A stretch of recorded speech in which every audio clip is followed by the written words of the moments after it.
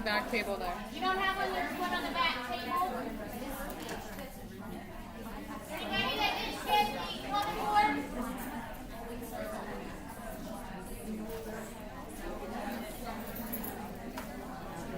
Alright, I think we're good. Did anyone not get one of the papers passed out?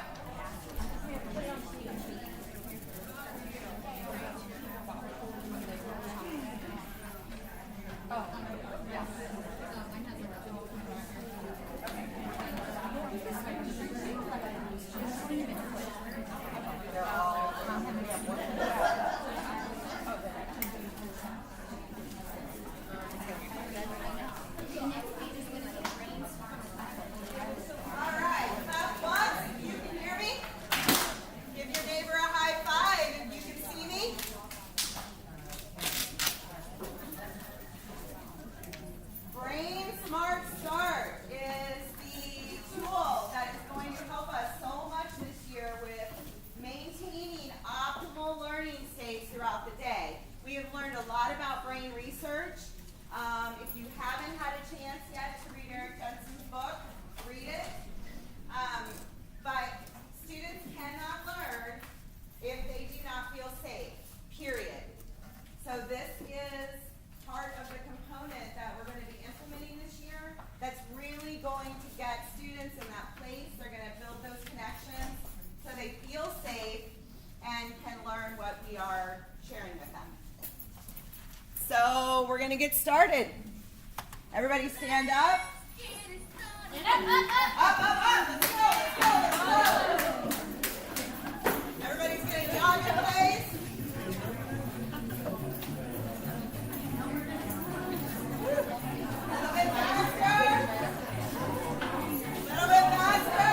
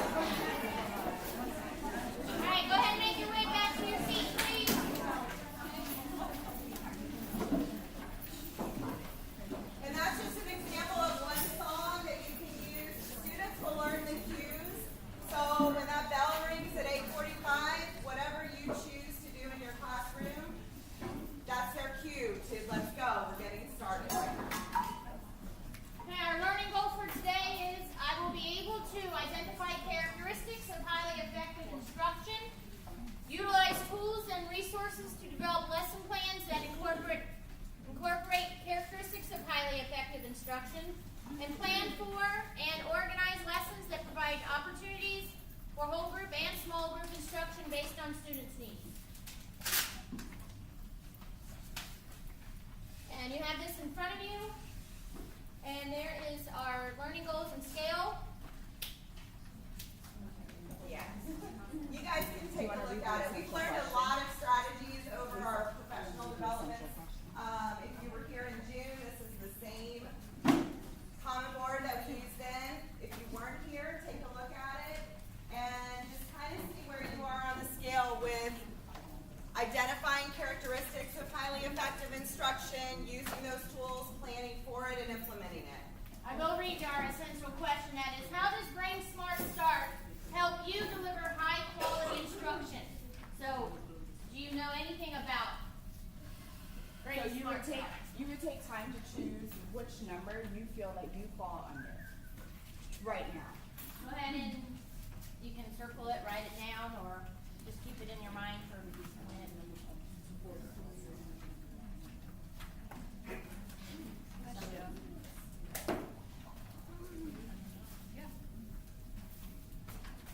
And in your interactive notebook, go ahead and set it up like we have. The V is for visualize.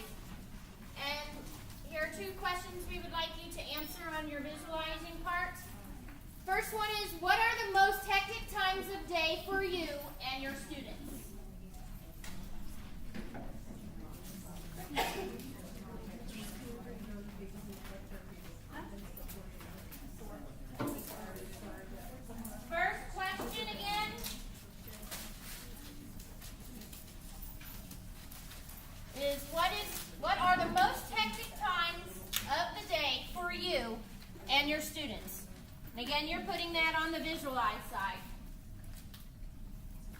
in your interactive notebook.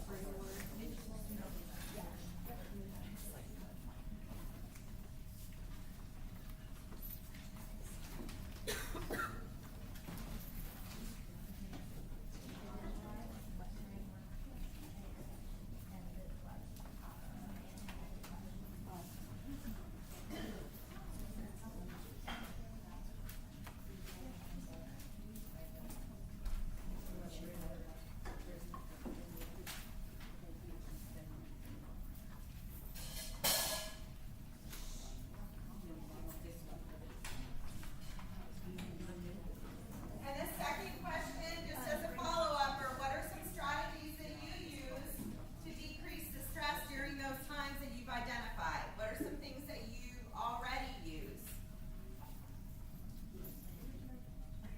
You don't have to write the question, you can just write the answer. Yeah, it's just, you're just reflecting. And then for the table contents, you can just write brain smart start.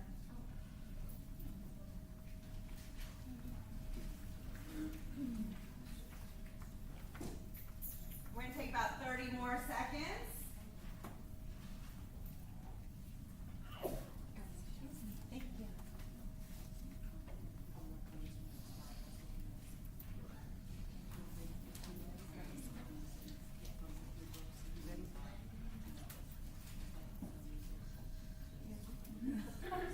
All right, go ahead and turn to a partner at your table and let them know what your most hectic times of the day are.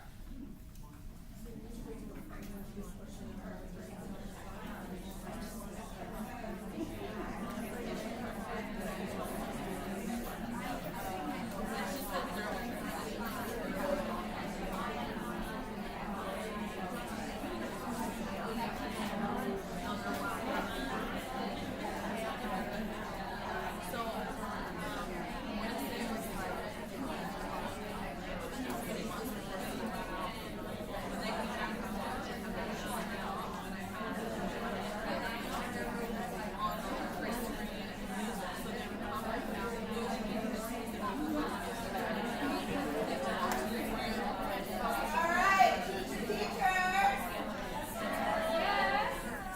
Does anyone feel comfortable enough sharing what their most stressful times of days are? I would like 3 people. Krista.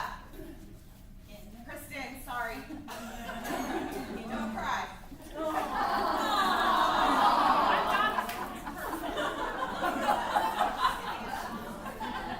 What are your most stressful times? I would say in the morning, probably because at the end of the day, sometimes I'm just like so exhausted from the entire day that I'll leave before trying to like set up and have things ready to go for the next day, thinking I can come in early and make some coffees or get something ready, and then something happens next morning and you don't get to it. So that was always, the coffee machine's not working. Yeah, so that was always my thing. Okay, awesome. Thank you for sharing. Anybody else willing to share? 2 more. Jeff?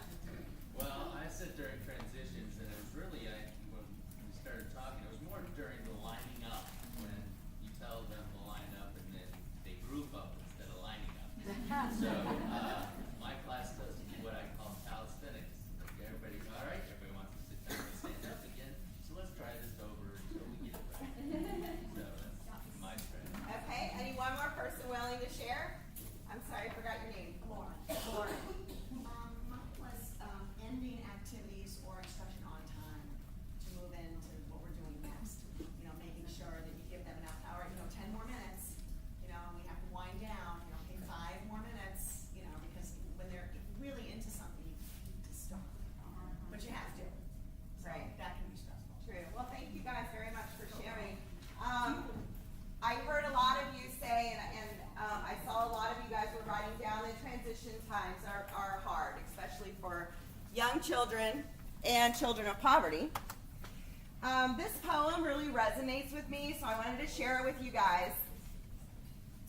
I woke myself up because we ain't got an alarm clock, dug in the dirty clothes basket because ain't nobody washed my uniform, brushed my hair and teeth in the dark because the lights ain't on, even got my baby sister ready because my mama wasn't home, got us both to school on time, to eat us a good breakfast, and then when I got to class, the teacher fussed because I ain't got no pencil.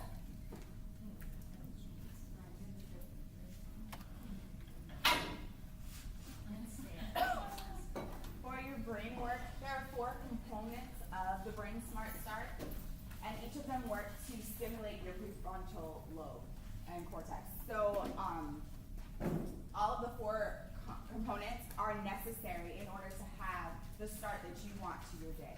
So you can't just say, oh, I'm just going to do 3 because I'm running out of time. You need all 4 in order to make this work. Oh, sorry. That's okay. I got it. Right. So right now we're going to do an activity to unite us because that's our first component that we definitely need. It's something that makes everyone feel like they're a part of something. So I want everybody to stand up. Okay. Does everyone have 2 paper plates? Anyone not have 2 paper plates?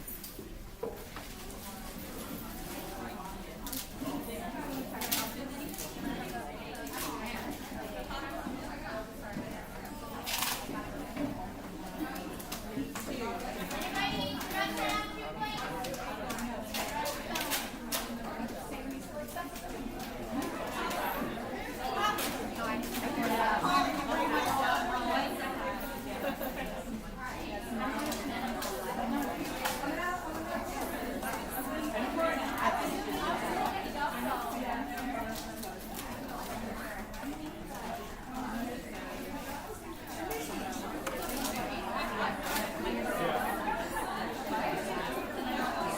Hey, teacher. I want you to, which is going to have some of you in the back, but I want you to follow whatever you see me do with these plates. That's what I want you to do with your plates. You might have to spread out just a little bit. Just a little bit. Make sure you have enough room so you don't get too much space. And you can do it either way, but if you want, you can have it backwards. Doesn't matter.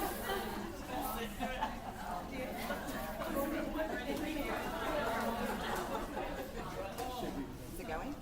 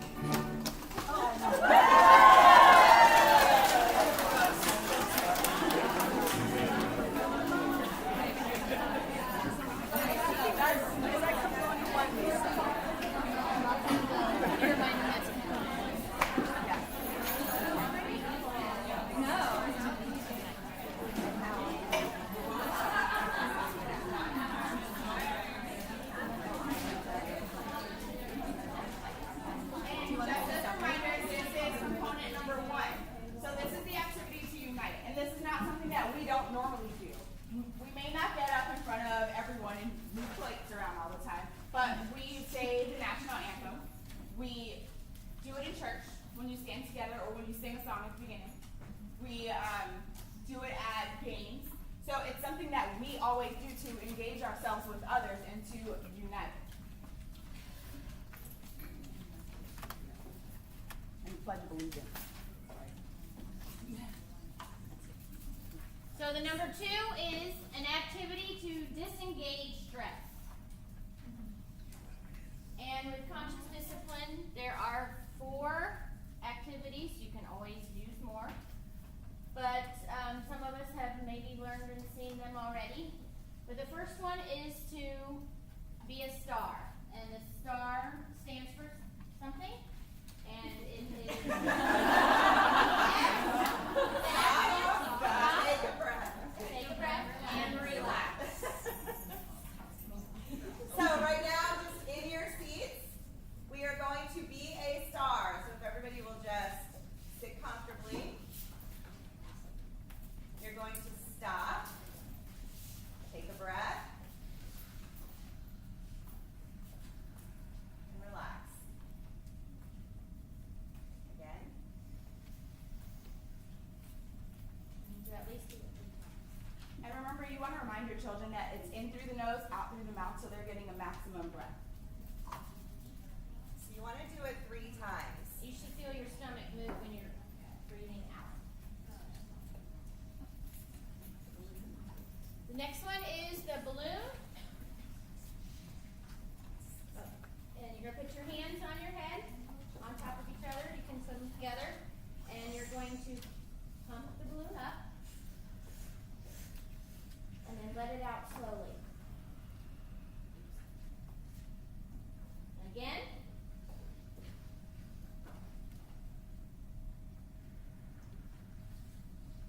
One more time.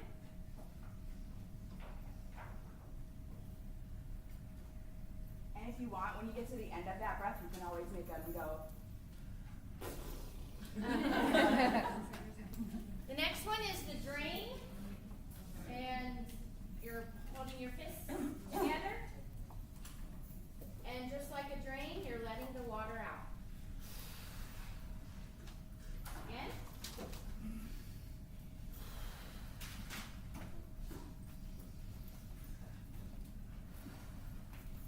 And one more thing that's helpful with the drain is if you tighten every muscle in your body when you bring it up, and then you're relaxing everything to let it out. And this is good for those friends of ours that are angry and have a lot of anger and are just the chronic stress, like they're just tight and stressed anyway, teaching them how to just let it all go. And the last one is the pretzel, and you're going to, this is how I teach the kids, you're going to put your hands backwards and pretend like you're going to hit them, but you're going to miss. And then grab and bring it in. And some of us like to cross our legs too, we can do that. And you just take, your tongue goes to the roof of your mouth, and your thumb to your chin. And you're taking 3 deep breaths in and out slowly.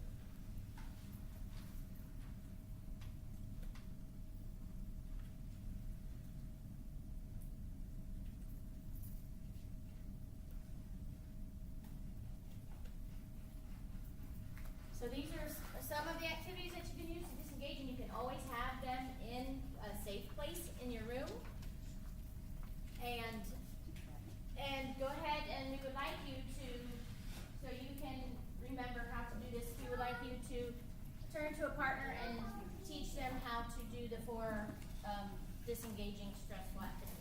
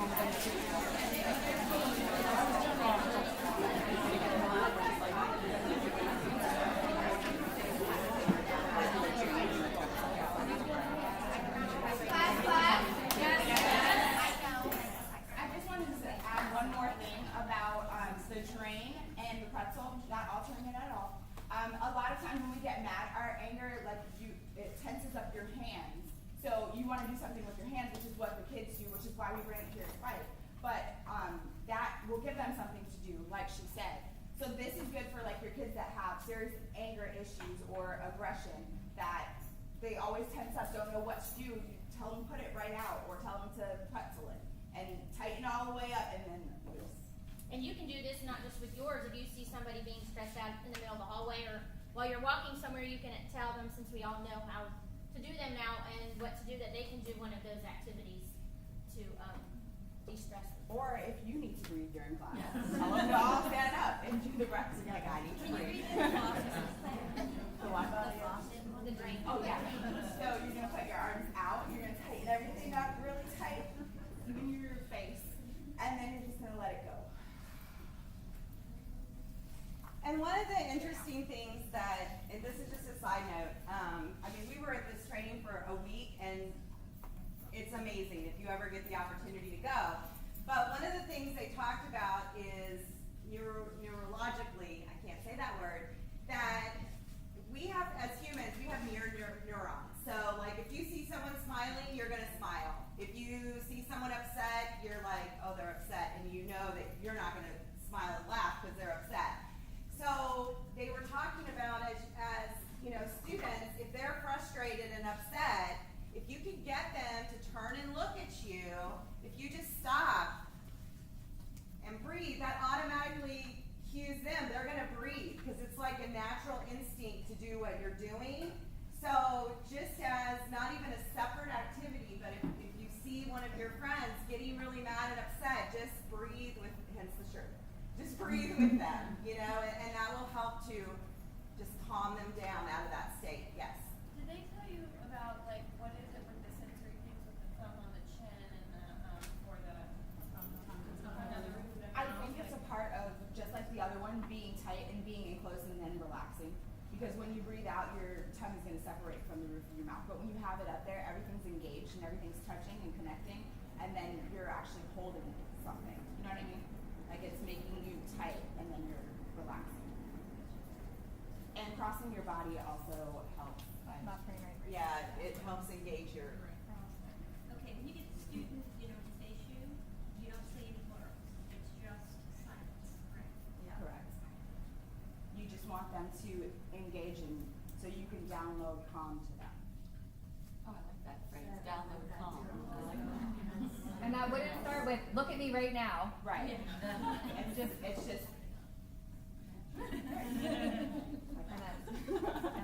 Sorry.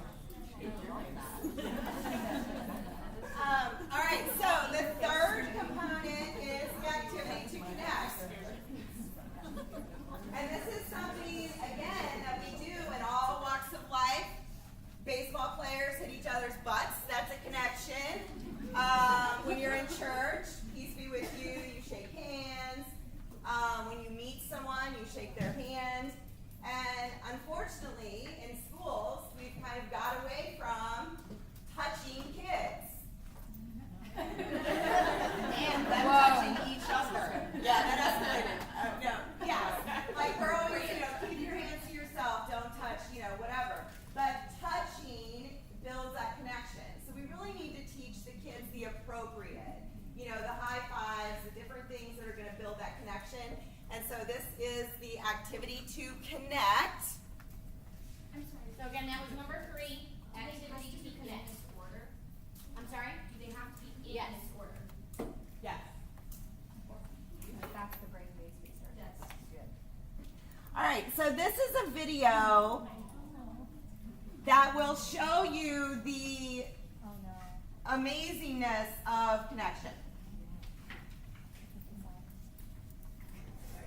Babies this young are extremely responsive to the emotions and the reactivity and the social interaction that they get from the world around them. This is something that we started studying 33 years ago when people didn't think that infants could engage in social interaction. In the still face experiment, what the mother did was she sits down and she's playing with her baby who's about a year of age. I'm like a girl. And she gives a greeting to the baby gives a greeting back to her. This baby starts pointing at different places in the world, and the mother's trying to engage her and play with her. They're working to coordinate their emotions and their intentions, what they want to do in the world. And that's really what the baby is used to. And then we ask the mother to not respond to the baby. The baby very quickly picks up on this, and then she uses all of her abilities to try and get the mother back. She smiles at the mother. She points because she's used to looking here. She points. The baby puts both hands up in front of her and says, "What's happening here?" She makes that screechy sound at the mother, like, "Come on, why aren't we doing this?" Even in this 2 minutes, when they don't get the normal reaction, they react with negative emotions, they turn away, they feel the stress of it, they actually may lose control of their posture because of the stress that they're experiencing.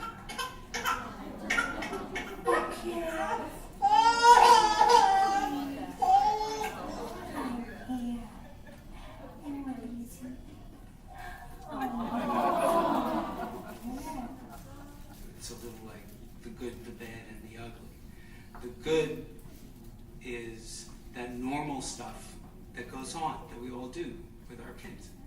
The bad is when something bad happens, but the infant can overcome it. After all, when you stop the still face, the mother and the baby start to play again.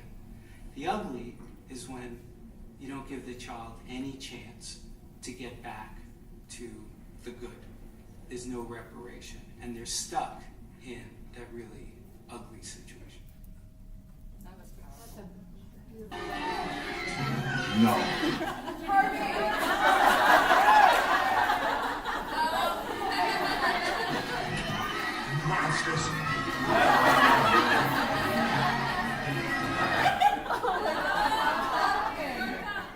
That's called Juju right there. Okay. All videos. So, that's very powerful, just to show you, and I think when we watched it at the training, like all 1,000 of us were like just sobbing. But that connection is so important, and they always say build connections with kids, but they don't really show you what that means. It's not just talking to them about their football and building that relationship. It's like a genuine connection. And just like the doctor was talking about, when they're upset and stressed out, if you leave them like that, there's nowhere for them to go. Like, that's just where they stay. Just like the mom turned around and started interacting, that's what's going to change them. Not just you're leaving because you're upset and mad. Like, you need to build those connections.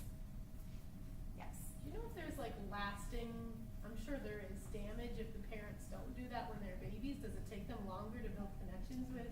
I'm sure. Yes, that's. I mean, I'm it's sure. like it's everything that you read about in Eric Jensen's book. That's what it's relating to.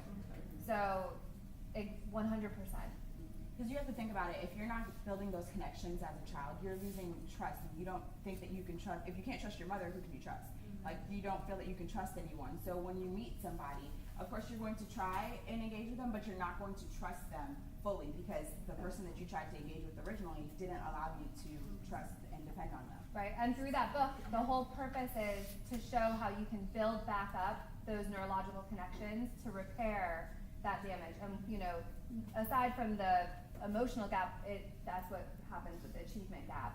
But, you know, the studies show that making those connections and having really strong educators can repair 3 years of damage for every 1 year. So you can almost get rid of the entire achievement gap just by providing those types of interactions and engagement strategies with your students.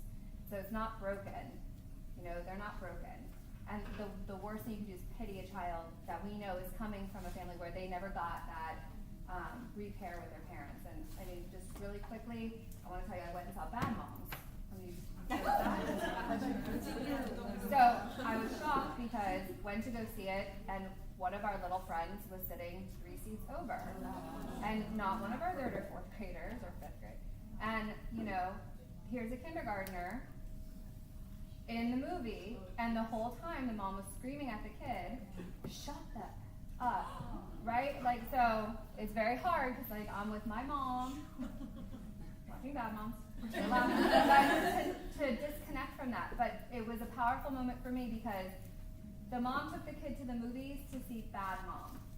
Do you understand? Like, there's no engaging going on with that kid. And she's screaming at him the whole movie. And I was like, how relevant that this is the movie you're seeing. You know? Maybe she was getting it. But that poor kid, that parent was not doing that to socially engage with their child. It was a selfish moment for parents. And this is a biggie for me to talk in front of everybody, but this is really, something has bothered me since last week. We had some friends that had friends here, and the 6-year-old who's just going into kindergarten could do no right. And when my sister came home to see everybody, the little boy walked up to her and she says, "She didn't come to see you, she came to see the baby." And Kathy turned around and goes, "Well, no, I came to see everybody." So then when they were swimming, my mom offered, you know, ice cream and everything, and the mother says, "Well, we just ate. And my mom says, "Well, you know, I have some ice cream." And then the little boy says, "Can I have a cookie with it?" And she went, "Oh my God, we just ate, oh my God." And my mom stopped and looked at her and says, "Don't you remember when you were a kid?" And I said, "I don't really want to get involved, but I mean, my fangs were coming out." And I said, "Cookies go with ice cream." She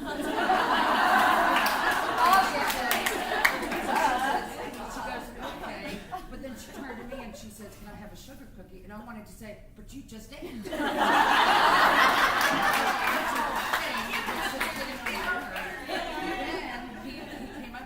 He said, "Can I have a drink?" And I'm like looking for the mother like, "God, don't ask me because your mom's gone." So I said, "Come here, baby, I'll give you," you know. And that's exactly, it's bothered me for a week now. Yeah. I mean, this little boy could do no. Well, the studies show that kids in very high income brackets, I believe it's like a 6-to-1 ratio of positive to negative comments from parents. And then if you're middle class, it's 2-to-1. And then if you're in the lower class, it's 1 positive for every 2 negative. And so that's a lot. Maybe it's even more. It's 1 to 6. No, it's 1 to 2. It's 1 to 2, right? Okay. And so it just goes to show, like, these kids, and that's, you know, a statistic. So for some of them, it's 1 to 20. 1 positive, 20 negative. And I think that's really eye-opening. And if we don't flip that in the classroom and try to do a 6-to-1, the kids deserve it. They're not getting it at home. They need to get the positive somewhere. Well, and then the father had a beer sitting there, and the mother says, "Can you get the baby's clothes to get out of the bathing suit?" So he went. Well, he's not thinking like an adult, and he reaches over to hand the clothes, and the beer spills. And he says, "Oh, great, thanks." He says, "Now go clean up your mess." To the kid? To the kid. Oh. So the kid had to go and clean the beer up, and I'm thinking, Yeah, that sounds a little dysfunctional. A little bit. Yeah. All right, so connections are key, and one of the things that you need to remember when you're choosing activities for your Brain Smart Start, it's got to have 4 things. You want to have eye contact, and your friend in your class that's the most difficult is the one that you're going to have the most eye contact with. It's got to have touch. You have to be touching. Whoa. Appropriately. You have to be present. You can't be thinking about all the copies you need to make or how late you stayed up the night before. You need to be present in the situation, and it's got to be playful. So, I'm going to give you a minute if you want to jot those down. This is going to be available in the Vibe, so you guys will have copies of this in the Vibe classroom. And these connections are not just teacher-student based. Like that, this order is for student-based too. Because in order for them to build connections together and to become a school family, they need to make those 4 connections. Can you go back? Yep, sorry. I didn't mean to click that. Because if they're making, a bully can have eye contact, touch, and presence with that person, but it's not in a playful situation. They're not building that connection. It needs to have all of the elements. Because if I'm just, I'm gonna touch you this time, I'm letting you know. If I'm just touching her and I'm standing here and I'm like, oh, like we're not building a connection. But if I have eye contact and we're touching and I'm here in a playful situation, then we're building a connection. Okay, so now everybody's got to get up. And you need a partner. Everybody needs a partner.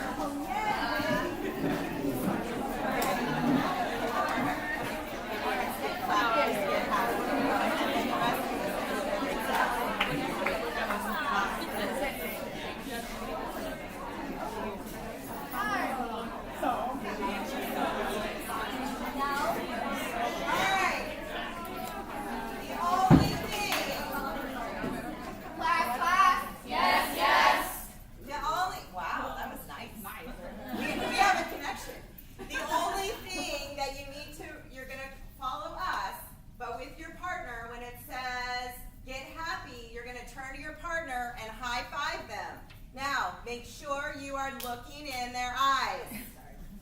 It's uncomfortable, but build that connection. And you don't have to look in their eyes throughout the whole day.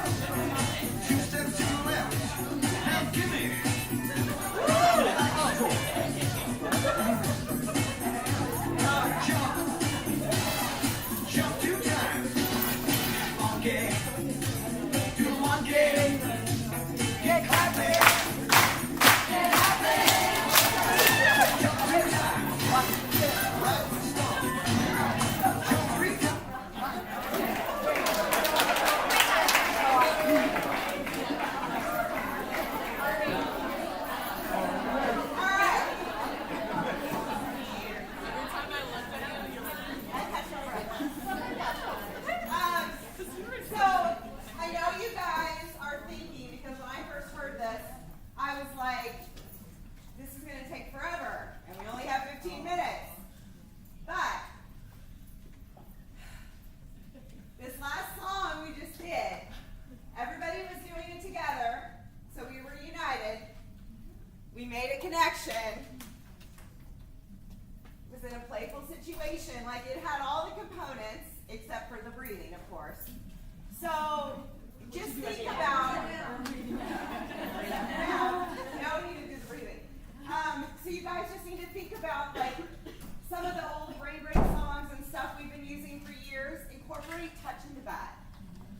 how. They can shake a hand or whatever.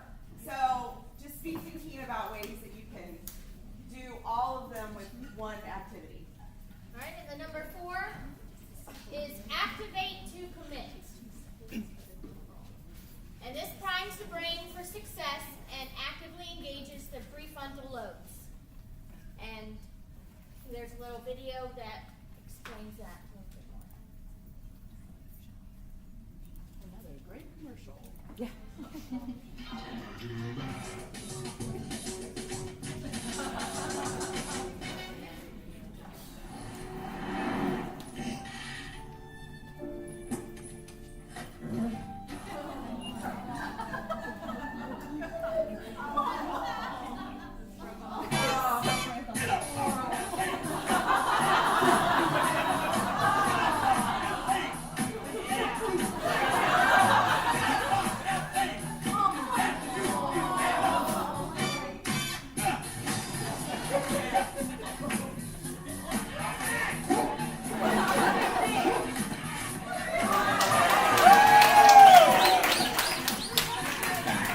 And better than ever.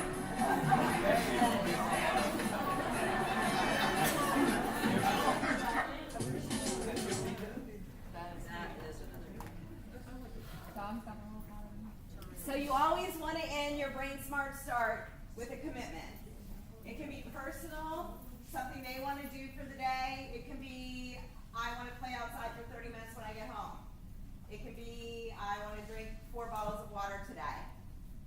It can be academic, but them making that commitment just primes them to make it happen. And yes, do you try to make it a group commitment or their individual commitment? It doesn't This matter. will be individual.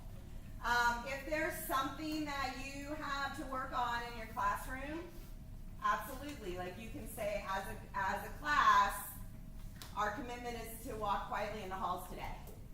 Or one option is at the beginning of the day, you can have them commit to something when they're walking in, like something to read that tells them what you want them to commit to. And they can make the choice to commit to that. And then you can still do this where they can do their individual commitment. Is it written down or just in their head, or do you share it? For this one, Yeah. write it down. Yeah, You can I mean, have however it. you want to do it. One of the ladies that we were talking to had them write their commitments and their agendas every day. So the parents knew what the commitments were. If for the young kids, I don't know if you just want to share them, however works for you guys. And then at the end of the day, you can just do a touch-in and say, did you make your commitment? And that way they can either revise it or try again or say, no, that's not going to work for me, and do a whole new one. Or if it's something that was maybe later in the day, you can do it the next morning. Like if they committed to drinking 8 bottles, but they needed to get home first, or to ride their bike today. They need to be home to do that. So the next morning you can check with them and see if they made their commitment and create a new commitment.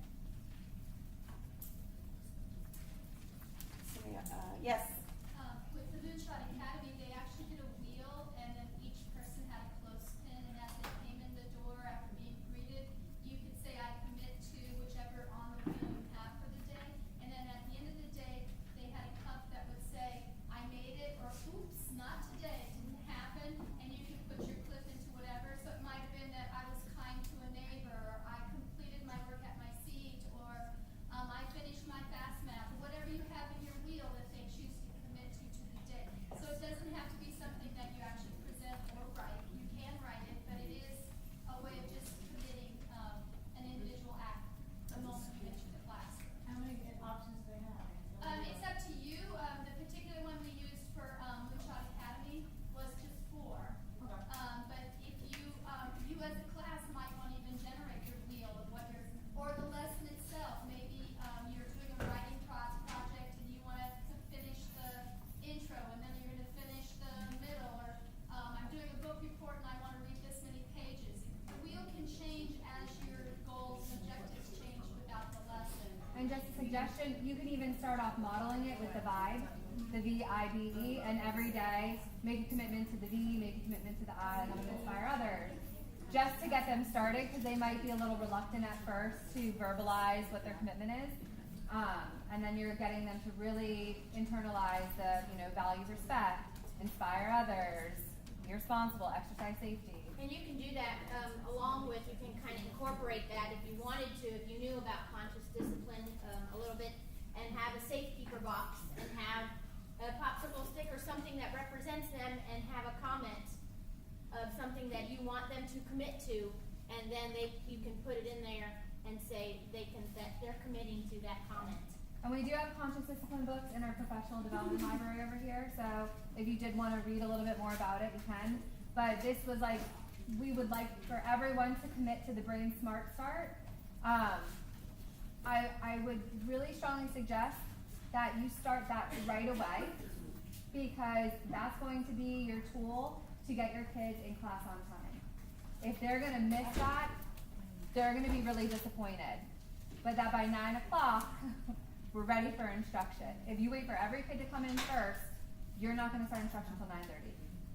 That's not going to be okay. So, Mr. Lee had a question or comment? Yes, this summer, we did this little neat thing. We had, like, when the kids, came in the room, it was a piece of paper, it was at the summer school reading program, 3rd grade, and there was a piece of paper with 6 ways that they chose to be greeted when they came in, high five, bear hug. The hug became the most popular, so I'm forgetting some of the other ones right now. But there were 6 different things, and the children were allowed to pick which way they wanted to be greeted. So it was a nice way to start the day on a positive note.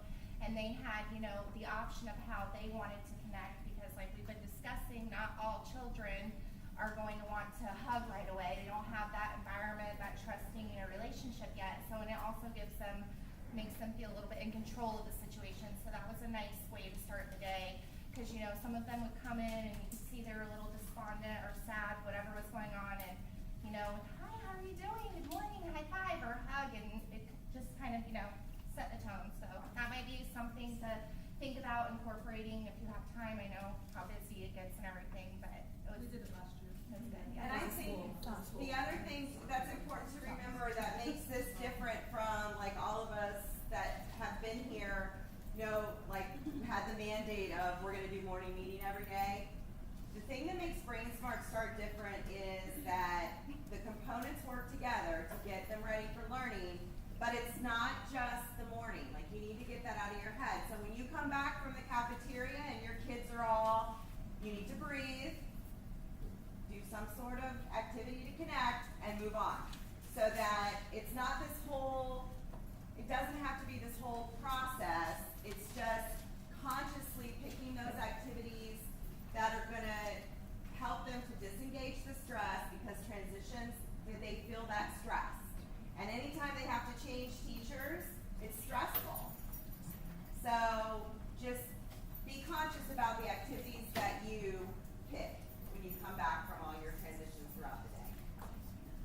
Okay? All right, so for your extend, if you will just jot down 3 of the 4 components of Brain Smart Start. The 4 components, sorry. Oh. That was a misprint, sorry. 4 components of the Brain Smart Start. So this would be the E. You got the V, you wrote down all your notes on the B, and then now your E. In your journal should be 4, write down the 4 components of the Brain Smart Start. You can look back in your notes. 2 times a day you've used this in your classroom. And 1 commitment you will make today.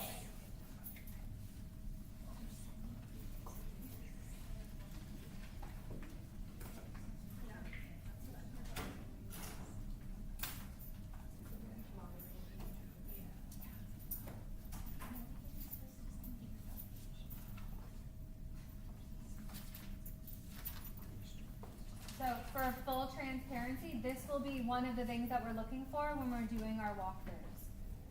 You know how last year, for those of you that weren't here, we did some walkthroughs, and it was just to get school-wide data so that we can see percentage-wise where we're at as far as following through on our commitments to the school. So I hope we're at 100% with this one. I think this would be pretty easy one to hit and target to get our kids on track. And now they are primed for learning. Yes, So they are. you are back on.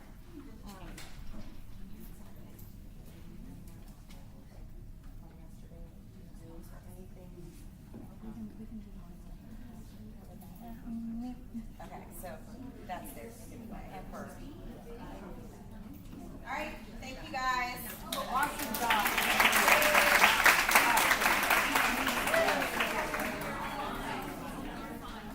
Somebody have a question? One last thing that I want to leave you with. Class. Yes. One last thing I want to leave you with. Your job in your classroom is to keep it safe, and your children's job is to help keep it safe. So you want to let them know that, so that way everyone's aware of what the one goal is, and that they're all comfortable and ready to do it.